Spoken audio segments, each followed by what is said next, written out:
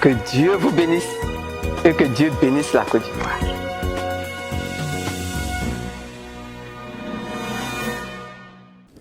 Bonjour et bienvenue. Vu la situation politique tarabiscotée et émasculation dans notre pays, dans un point presse animé ce mardi 11 août 2020 à la résidence du couple Gbagbo à Cocody Riviera Golf, l'ex-première dame de Côte d'Ivoire, ex-députée d'Abobo et deuxième vice-présidente du FPI, Simone Eve Gbagbo, avec un syllabisme légitime, invite avec insistance le régime en place à délivrer sans délai un passeport diplomatique au président Laurent Gbagbo et de libérer les prisonniers militaires et civils pour consolider la paix dans notre pays. Elle a par ailleurs donné son point de vue sur le retrait des noms du président Laurent Gbagbo, Charles Blé Goudé et de Guillaume Soro sur la liste électorale.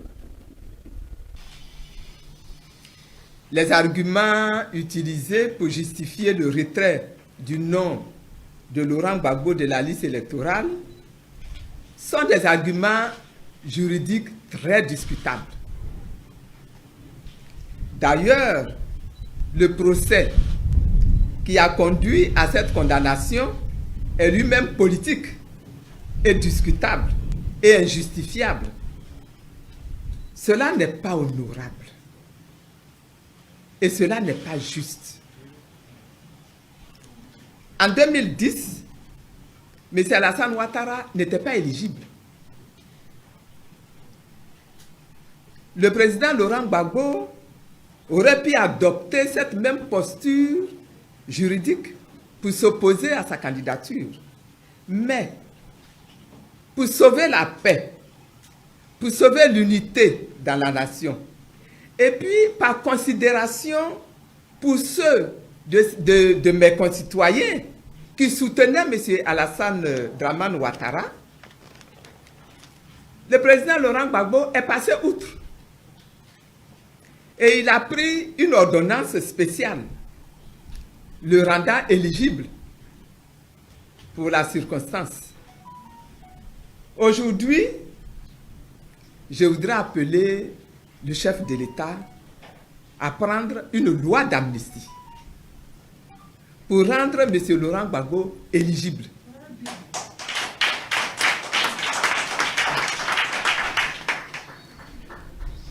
Que ce dernier décide de candidater ou pas, qu'il soit éligible. Je l'invite par ailleurs à lui délivrer un passeport diplomatique. Il y a droit. Et dans la foulée de la consolidation de la paix dans cette nation, qui a trop souffert et qui ne veut plus souffrir, qu'il libère les prisonniers militaires et les prisonniers civils de la crise post-électorale, et qu'il facilite le retour sécurisé des milliers d'exilés. Il est évident qu'il n'est pas besoin d'attendre plusieurs mois pour prendre une telle décision qui s'avère nécessaire pour la consolidation de la paix actuelle et la facilitation du processus même de réconciliation dans notre pays. Qu'il réinscrive sur les listes électorales M. Blé Goudé Charles et pourquoi pas M. Soro Gbagbo Guillaume. La deuxième vice-présidente du FPI, Mme Simone Eve Gbagbo, a au cours de son point presse fustigé la candidature de M. Alassane Ouattara pour un troisième mandat. Cette légiphobie et dichotomie qui est contre la loi ivoirienne. Une situation très tarabiscotée pour tous les Ivoiriens en ce moment. Rappelle Mme Simone Eve Gbagbo. Ce 6 août 2020, expliquant son échec à trouver au sein de sa formation politique un jeune cadre capable de se substituer à feu Amadou Gon Coulibaly, son choix initial, le chef de l'État, M. Alassane Dramane Ouattara, a dit que pour des raisons de force majeure, il a décidé de se porter lui-même candidat à la prochaine élection présidentielle en Côte d'Ivoire. Il n'est pas juste que M. Alassane Dramane Ouattara, leader du RHDP, rende toute la nation ivoirienne comptable de son incapacité à trouver au sein de sa formation politique une personnalité capable de porter le flambeau de son parti pour l'élection présidentielle à venir. Je rappelle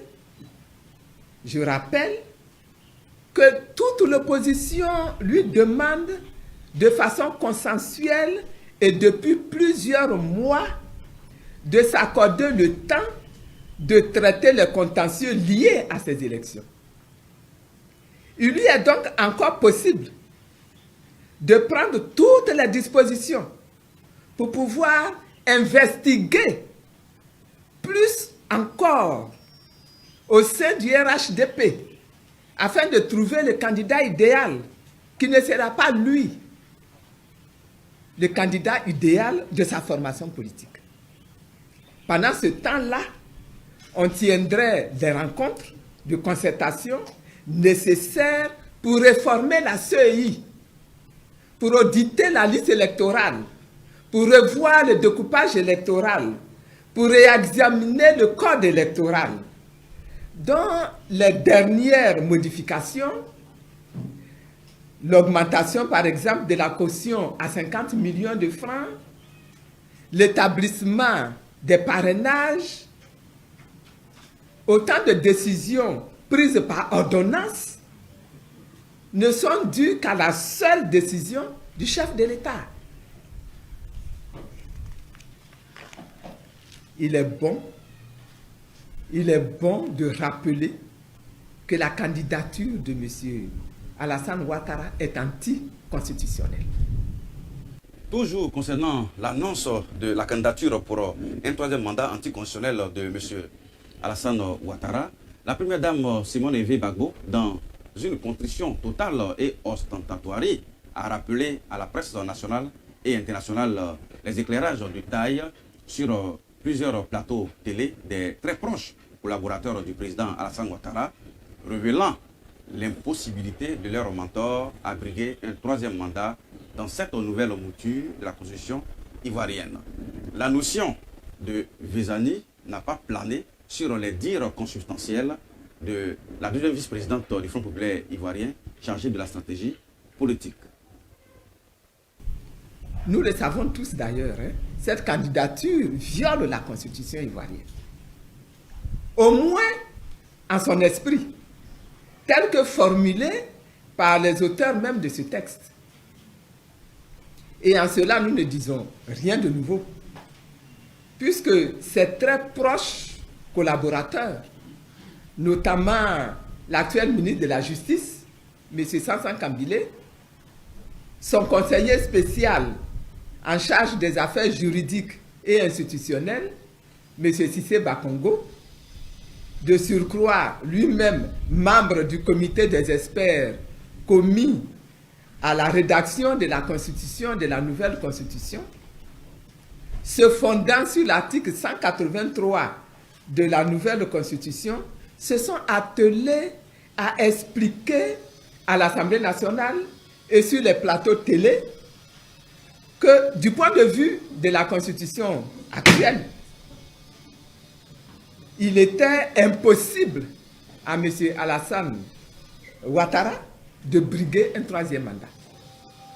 Pour mémoire, en 2019, défendant le texte de la Constitution à l'Assemblée nationale, le ministre de la Justice, M. Sansan Kambilé, s'adressait à un député en ces termes, et je cite, « Monsieur le député, en fait, vous subodorez que le président de la République entend être candidat en 2020, Monsieur le député. Son Excellence, Monsieur le Président de la République, a toujours dit qu'il ne sera pas candidat en 2020. C'est un homme de parole. Et je tiens à vous rappeler, je pourrais vous démontrer comment il lui sera impossible d'être candidat en 2020. Fin de citation. Déjà, en 2016, M. Cissé Bakongo, à l'émission politique de la chaîne 7 Info, s'était voulu rassurant sur la question du troisième mandat du président, en déclarant ceci, et je cite encore, mais c'est clarifié. Il est dit que le président de la République est élu pour 5 ans. Il est rééligible une seule fois. Le président de la République a été élu sous l'égide d'une constitution actuellement en vigueur qui s'applique à lui. Le comité des experts l'a dit le samedi dernier à l'hôtel Pullman. Le président de la République est le garant de la légalité constitutionnelle. La constitution actuelle lui interdit de se présenter à une troisième fois.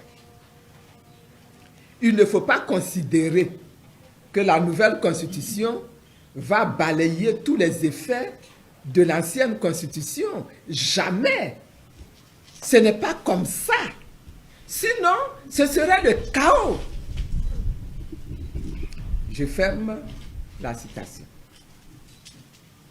La même année, à l'émission Le Talk de la chaîne Africa 24, à la question « Est-ce que la Constitution, dans cette nouvelle mouture, donc on ne parle plus de l'ancienne Constitution, la Constitution, dans cette nouvelle mouture, donne la possibilité au président Alassane Ouattara d'avoir un troisième mandat.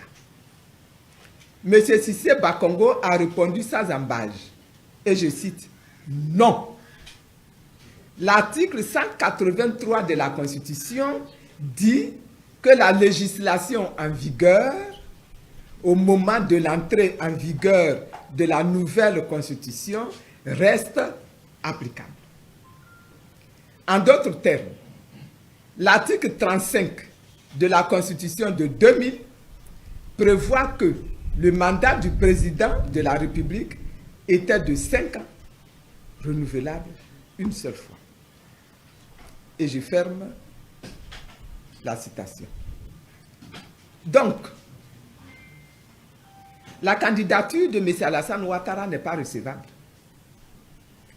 C'est ce qui doit être et rien de plus. Selon la vice-présidente du FPI, Mme Simone Yves Gbagbo, Alassane Ouattara a été parjure et même tellurique. Cela est très grave parce que la parole d'un chef d'État devant la nation doit être sacrée, sans circonvolution et logorée. Mais ici, ce que l'on constate, le président de la République dit et se dédire. Un chef de l'État ne peut pas se dire et se dédire, surtout devant la nation. Le respect de la parole proférée, de la parole donnée, le respect des engagements pris doivent plus que jamais être observés en politique. Je comprends donc la vague de mécontentement et de protestation observée par les hommes, les femmes et les jeunes dans plusieurs villes de la Côte d'Ivoire. Je comprends la frustration de notre jeunesse et de nos concitoyens. La reine de la litote du FPI, Mme Simone Yves Gbagbo, invite par la même occasion les forces de l'ordre à protéger les manifestants parce que légitimes, plutôt que de les réprimer comme une sorte de nécrolatrie ou nécrophobe. Il y a une molécule forte de l'opposition qui se met en place pour une victoire requête avec la Constitution. J'invite par conséquent les forces de l'ordre à encadrer les différentes manifestations des populations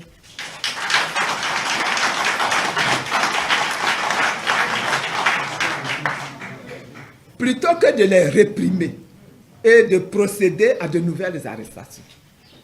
L'absence de l'empathie est légicide très loin du Front populaire ivoirien. C'est pourquoi, dans ce point presse, Mme Simone Hervé Gbagbo invite toute la classe politique à œuvrer dans le sens de la justice et la paix en cette période électorale, en évitant également toutes sortes de monosyllabisme et la dénégation. Il nous incombe à nous tous d'œuvrer à la consolidation de la paix qui est à nouveau fragilisée dans notre pays. Levons-nous tous, de tous les partis politiques, je dis bien de tous les partis politiques, de toutes les obédiences confessionnelles, de toutes les régions de la Côte d'Ivoire et bâtissons ensemble une Côte d'Ivoire forte, une Côte d'Ivoire juste, une Côte d'Ivoire apaisée et une Côte d'Ivoire réconciliée. Avec Simone Hervé Gbagbo, l'opacité de l'information n'existe pas. Fin de cette édition spéciale. Merci de nous avoir suivis avec votre temps précieux et dyslexie. À bientôt. Que Dieu vous bénisse et que Dieu bénisse la Côte d'Ivoire.